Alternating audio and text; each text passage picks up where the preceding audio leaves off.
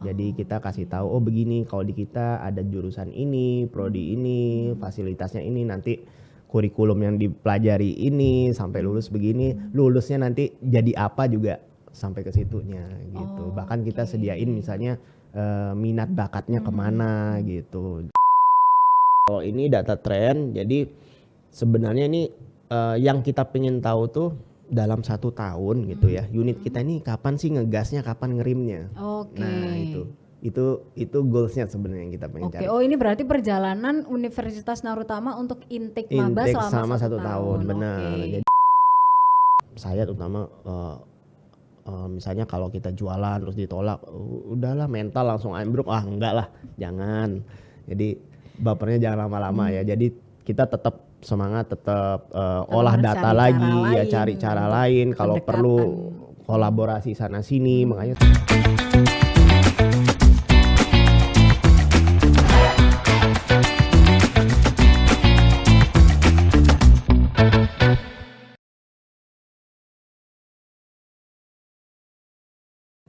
Halo Tribuners, selamat datang kembali dalam podcast Cakap Sana Cakap Sini bersama saya Akira Tiandika, yang mana pada episode kali ini akan membahas mengenai dunia marketing. Nah, mungkin teman-teman Tribuners nih pasti udah bisa membayangkan kan bahwa pekerjaan di dunia marketing ini sebenarnya cukup luas gitu, bahkan sangat luas.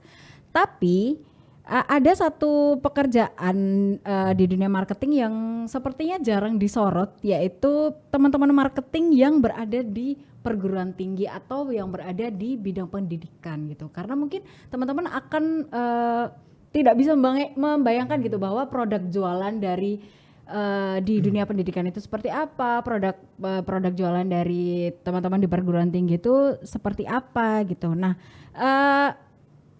maka dari itu hari ini sudah hadir bersama Akira yang nantinya akan membahas mengenai dunia permarketingan ini, khususnya di perguruan tinggi.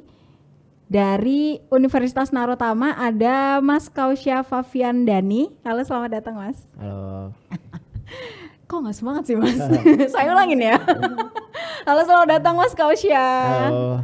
Oke, nah buat teman-teman yang mungkin perlu tahu bahwa Mas Kausya Fafiandani ini merupakan dosen Fakultas Ekonomi Bisnis Universitas Narutama dan Direktur Marketing Kerjasama Institusi serta Product Researcher dari Sevima. Tuh kan banyak banget yang dikerjakan oleh Mas Kausya. Nah Mas, ini kan hari ini spesial nih, spesial Universitas Narutama hadir di podcast Tribun Jatim Network untuk membahas mengenai bidang marketing. Nah, bidang pekerjaan di dunia marketing itu. Nah, mungkin Mas Kausya bisa menjelaskan sih dari ini kan kalau misal kita ngomongin marketing secara umum itu kan ya pasti jualan gitu kan. Nah, tapi kalau di perguruan tinggi itu seperti apa yang dikerjakan oleh Mas Kausya?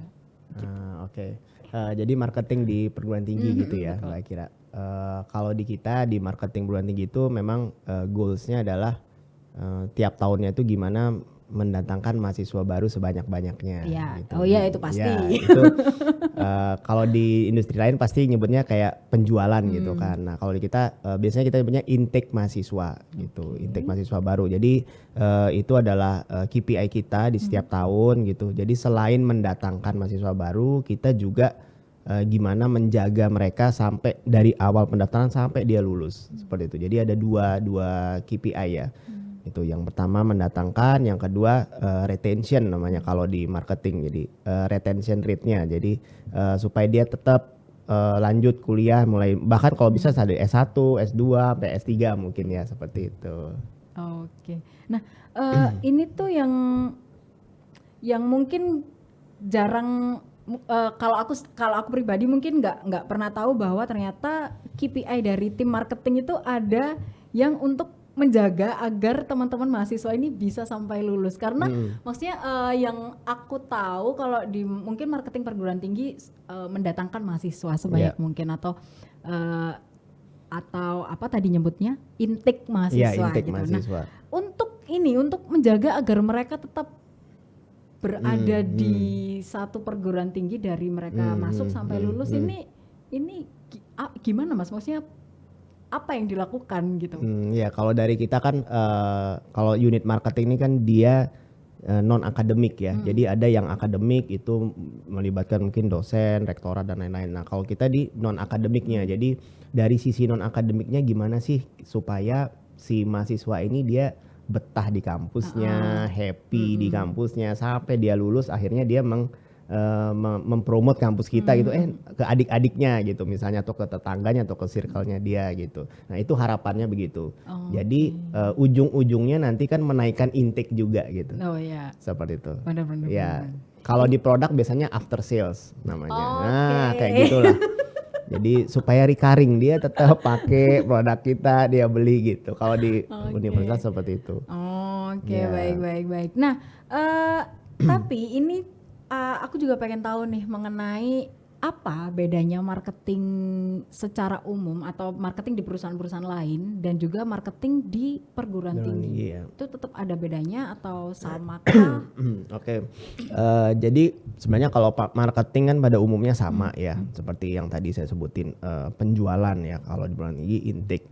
Cuman mungkin bedanya kalau kami di perguruan tinggi, jadi gini. Kalau Mbak Akira misalnya kalau beli produk habis bayar kan let's say contohnya handphone gitu ya. Habis bayar terus ngidupin HP-nya langsung bisa dipakai, langsung bisa dinikmati gitu ya. Kalau kita habis bayar nikmatinya 4 tahun lagi gitu. Lama. Ya, tunggu setelah lulus dapat ijazah baru mungkin keterima di tempat kerja atau nah seperti itu. Itu challenge-nya sih kalau kita di dunia marketing. Jadi lebih ke konsultatif selling ya namanya gitu. Jadi nggak kan orang milih kuliah juga nggak kayak milih handphone atau milih baju atau apa gitu ya. Jadi ini masa depannya orang gitu. Nah, jadi di situ sih challenge-nya dan bedanya di situ gitu. Gitu. Jadi ya lebih konsultatif selling sih. Jadi perlu ada kayak pendekatannya tuh lebih panjang. Gitu, journey-nya itu lebih panjang gitu. Berarti kalau misal ngomongin marketing di perguruan tinggi ini rangkapnya banyak ya? Banyak sekali. Kayaknya kalau misal di sekolah-sekolah nyambi jadi guru BK. Karena ada apa tadi konsultatif benar. Nah, baik. Tapi itu konsultatif selling. Konsultatif selling itu kalau di Universitas Narutama sendiri seperti apa bentuk rupanya gitu? Apakah seperti yang Mas Kausya bilang tadi ada pendekatan kalau saya sih ngibaratinya seperti guru BK itu tadi ada obrolan-obrolan atau apa atau kayak gimana bentuk ininya? Ya. Jadi gini kalau kita gambarin kayak funnel gitu ya Mbak. Jadi kan dari dia belum kenal Narutama terus dia dapat awareness-nya dulu gitu ya. Nah setelah ini dia baru mulai nanya-nanya tuh, inquire dia nanya ke kita. Nah di situ udah mulai di start konsultatifnya.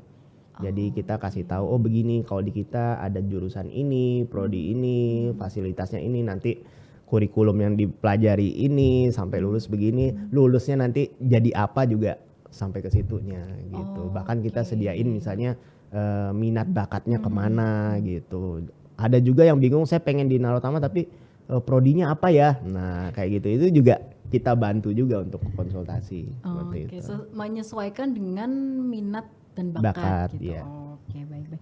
Mas, sorry ini sebelumnya aku karena di pekan yang sebelumnya sempat nanya sama Bu Evi kalau Bu Evi itu udah berapa lama sih di dunia perhumasan. Tuh kalau Mas Kausya ini udah berapa lama sih Mas di dunia permarketingan itu?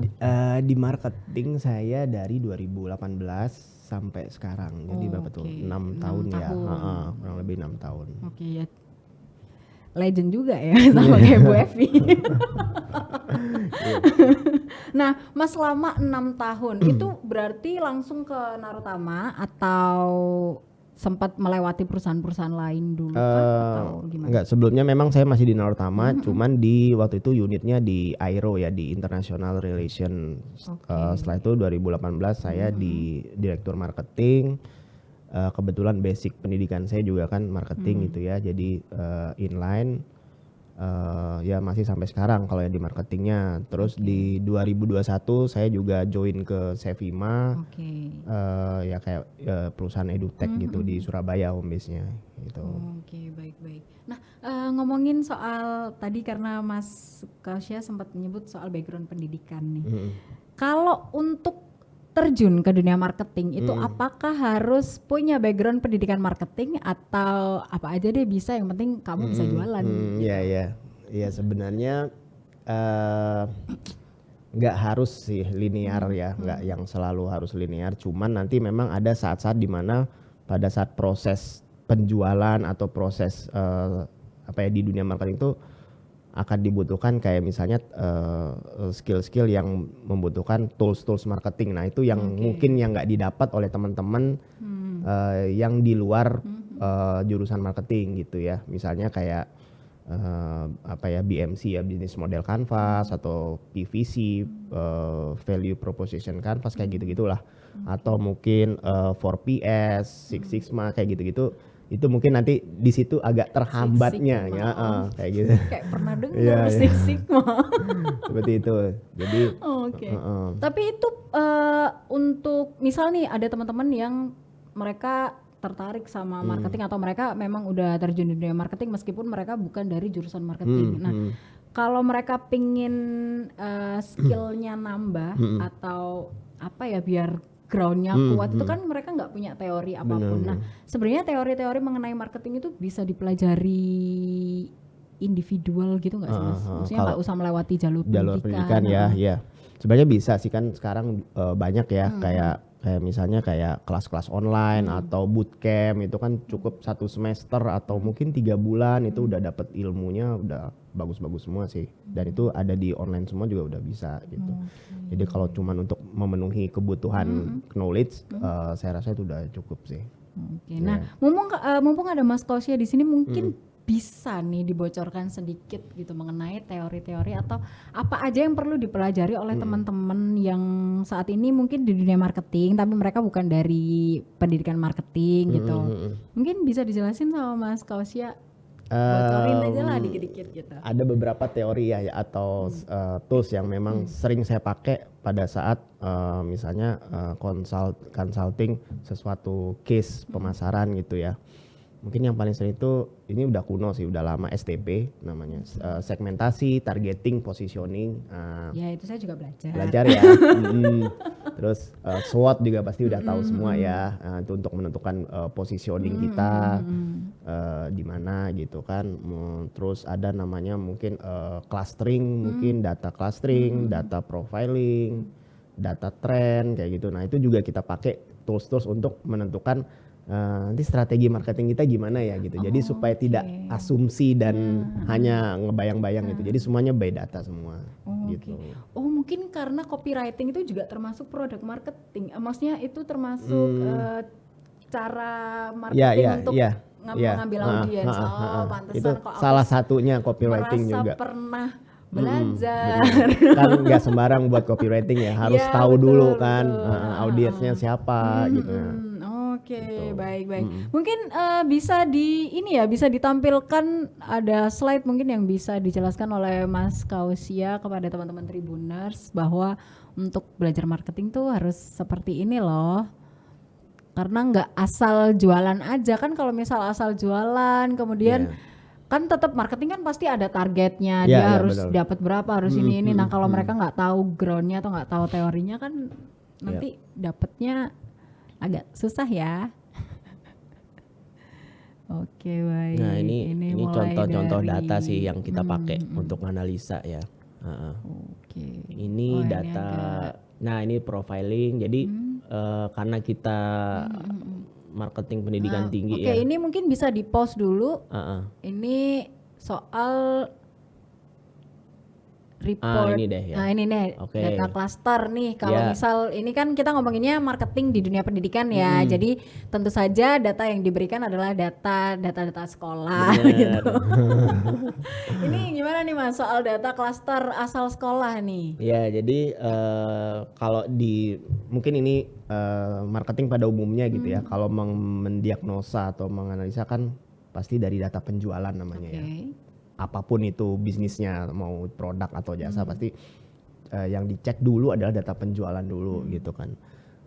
Karena kita harus tahu dulu ini yang beli produk kita ini siapa aja sih, ya kan itu dulu nih sumbernya gitu. Nah sama kalau di pendidikan juga sama, ini kampus sekian banyak student nih dari mana aja gitu, saya harus tahu dong gitu, harus saya dalemi nih, harus saya kenalin nih gitu. Nah, paling gampang kan dari asal sekolahnya gitu, nggak mungkin kan satu-satu kan mahasiswa gitu. Jadi dari asal sekolahnya, dan itu kita tarik historinya 4 tahun terakhir gitu, supaya ada trennya kelihatan. Jadi bisa tahu mana sih pendatang baru, mana yang memang loyal sekolahnya, ya kan, makanya kita tarik trennya 3 sampai 4 tahun. Seperti itu. Nah, kalau dari data ini kan kelihatan lah asal sekolahnya, yang di pojok kanan atas itu misalnya dari SMA mana kayak gitu. Kami biasanya di tim marketing nyebutnya ini sekolah-sekolah bestie kita. Sekolah bestie. Yang udah langganan masuk Narotama gitu ya. Jadi apa namanya, ya udah kita fokusnya ke sini saja gitu.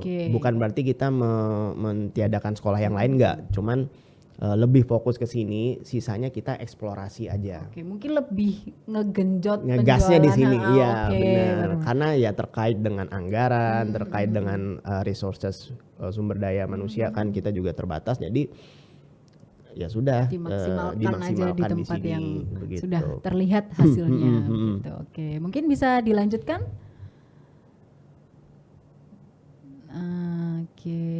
Oke, stop di sini. Data trend intake. Kalau ini data trend, jadi sebenarnya ini yang kita pengen tahu tuh dalam 1 tahun gitu ya, unit kita ini kapan sih ngegasnya, kapan ngerimnya. Nah itu goalsnya sebenarnya yang kita pengen cari. Oh ini berarti perjalanan Universitas Narutama untuk intake maba selama 1 tahun. Benar. Jadi kan nggak mungkin kita ngegas terus dari Januari sampai Desember, betul. Kan bisa habis anggarannya Mencas. Jadi palingnya kita tahu trennya begini ya. Jadi kita bisa prepare mungkin sebulan atau 2 bulan untuk mulai dinaikin trafficnya, mulai diinjak gas pelan-pelan gitu. Pada saat decline ya mulai turun pelan-pelan gitu. Oke, ini terlihat ya mungkin terlihat, yang paling ini sekitar bulan Juni Juli, ya. Agustus Ini karena udah mau panen nih habis ini nih. Panen. Oke, mungkin bisa dilanjut. Oke, stop di sini. Ini agak nggak tahu nih apa nih ya. Ini biasanya dashboard, ini kayak funneling sih kita. Jadi kalau ngelihat yang biru tuh, yang biru tua, itu kayak seperti funnel kan. Jadi mulai dari yang minat dulu sama kita berapa, abis itu yang ngontak kita berapa, sampai yang jadi NIM berapa gitu. Jadi gunanya kita bisa tahu bottlenecknya di mana sih gitu, banyak keluarnya di mana. Itu untuk menganalisa seperti itu sih. Gitu. Mungkin bisa dilanjut. Oke, stop di sini. Kalau ini saya juga enggak. Apa itu ya? Yang sebelah kanan itu. Itu market share ya. Oh iya. Oke. Nah jadi tadi yang lanjutan nih, ini lanjutan dari yang data cluster sekolah tadi, sekolah bestie. Sekolah bestie. Nah itu detailnya seperti ini. Jadi kalau kita dalemi lagi per sekolah itu seperti ini. Jadi kita tahu kepala sekolahnya siapa, guru BK-nya siapa, ekskul favorit mereka apa, seperti itu ya. Terus jumlah student body-nya berapa, yang daftar di kita berapa, itu untuk mengukur market share. Jadi kita bisa tahu, masih banyak ya harta karunnya, ya, tanda kutip kan, masih dikeruk lagi gitu di sekolah ini gitu. Baik. Mungkin bisa dilanjut.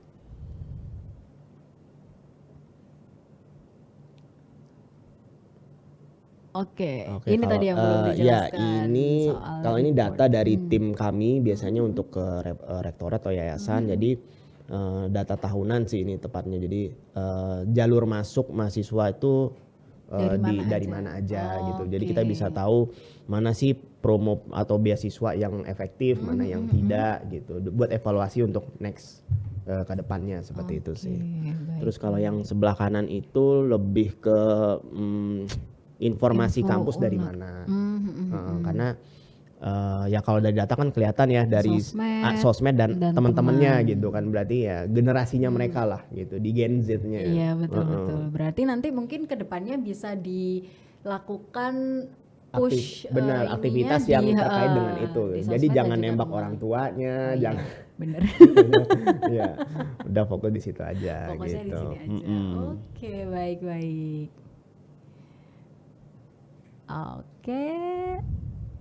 Oke, ini sudah. Ini udah ya. Oke, berarti untuk mendalami marketing itu tetap harus mengumpulkan data-data penjualan, data-data profiling pembeli kita itu siapa aja gitu. Oke, baik. Bahkan ada yang lebih detail lagi, persona ya, buyer persona, mungkin udah pernah dengar. Itu lebih detail lagi, itu lebih satu orang kita pelajari dia minatnya apa, behave-nya gimana, seperti itulah. Ya nggak jauh-jauh dari psikologi sih sebenarnya ya. Kalau marketing kan emang ya. kayaknya marketing tuh banyak Bener, ya yang ini.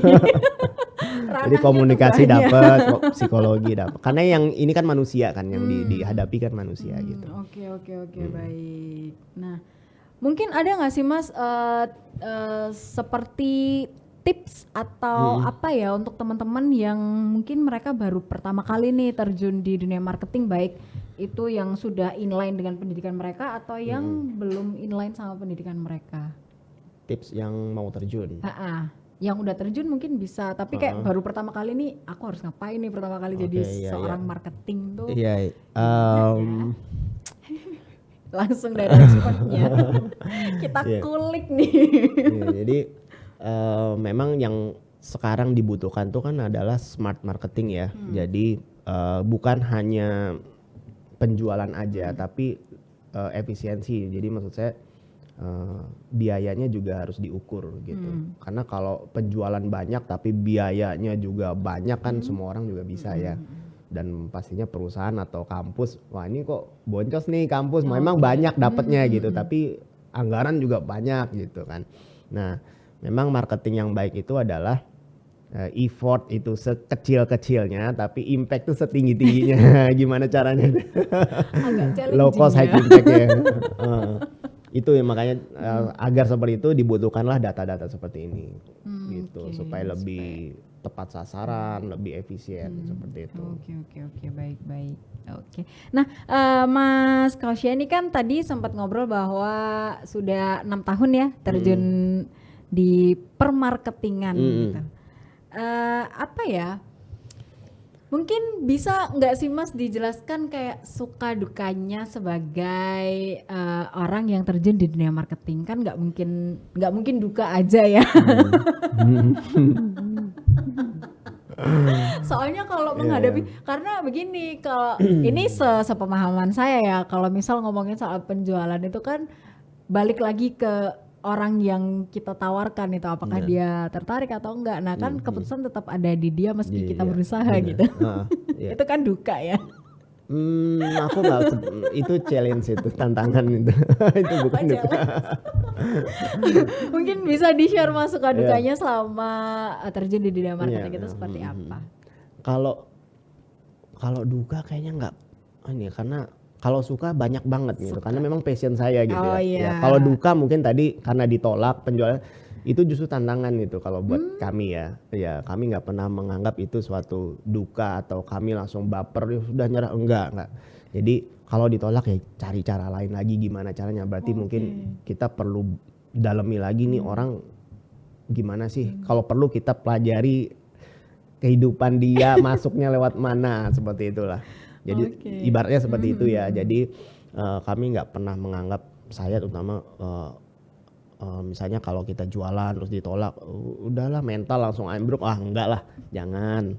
Jadi bapernya jangan lama-lama ya. Jadi kita tetap semangat, tetap olah data lagi, ya cari cara lain. Kalau perlu kolaborasi sana sini, makanya saya sering join sama teman-teman dosen, bukan hanya di manajemen tapi di hukum, di Fasilkom.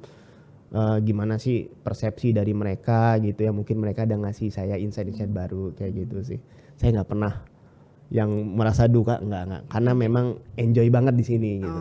Ya sampai kan ini aja 2 kan tadi lanjut. Berarti kalau di dunia marketing tuh nggak ada yang namanya duka teman-teman. Yang ada tuh tantangan. Tantangan, Gimana benar. cara memecahkan tantangan ini supaya kita yang dapat. Iya, benar.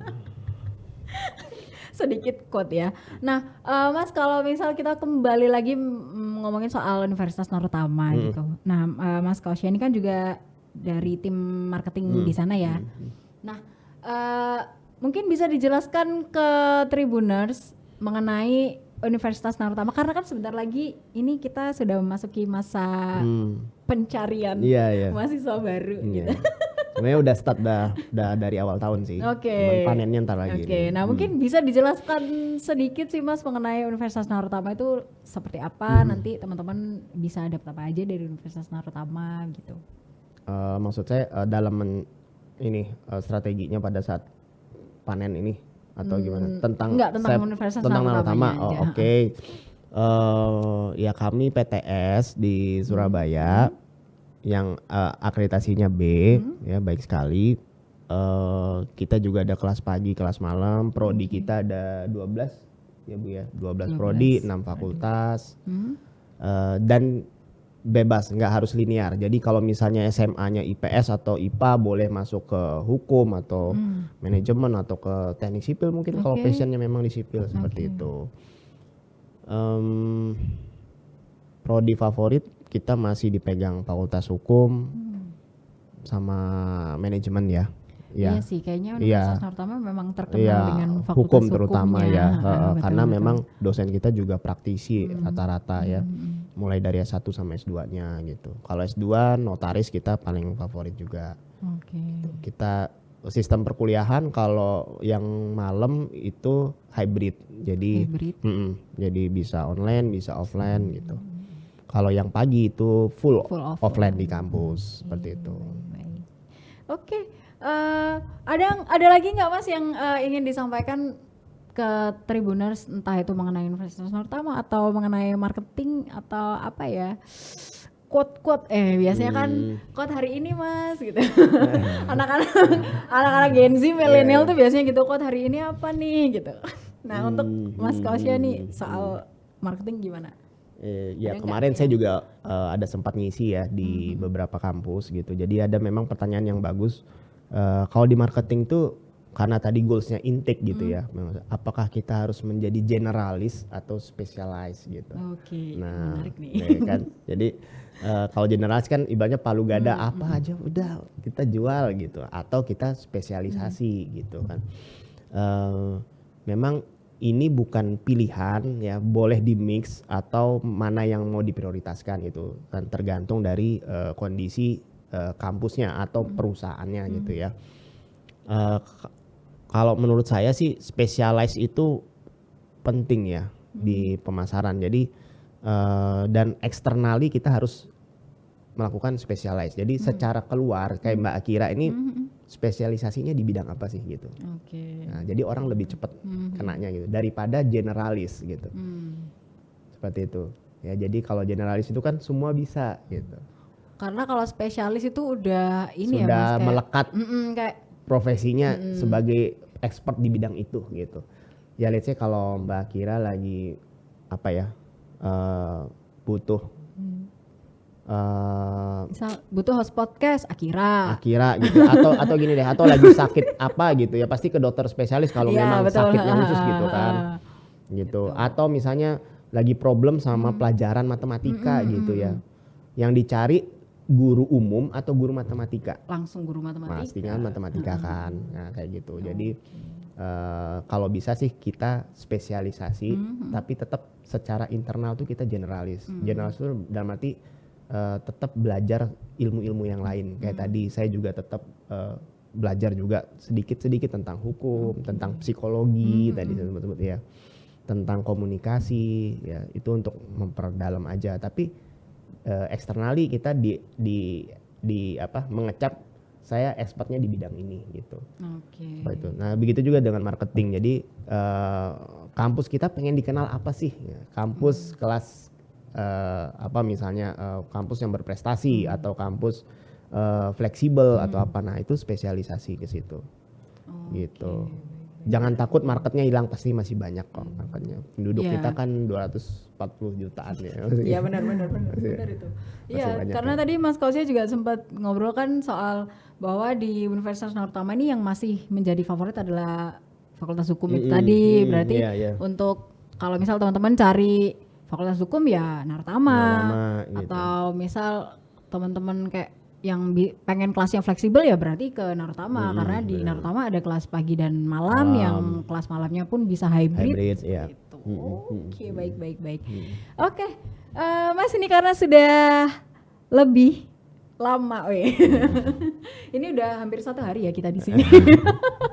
Terima kasih Mas Kausia atas waktunya dan juga materi-materi singkat yang diberikan untuk Tribuners, mungkin bisa jadi ilmu baru buat Tribuners yang nanti mungkin pengen terjun ke dunia marketing, bisa dipelajari dari obrolan saya dengan Mas Kausia hari ini. Sampai jumpa di episode berikutnya bersama Universitas Narutama. Bye bye.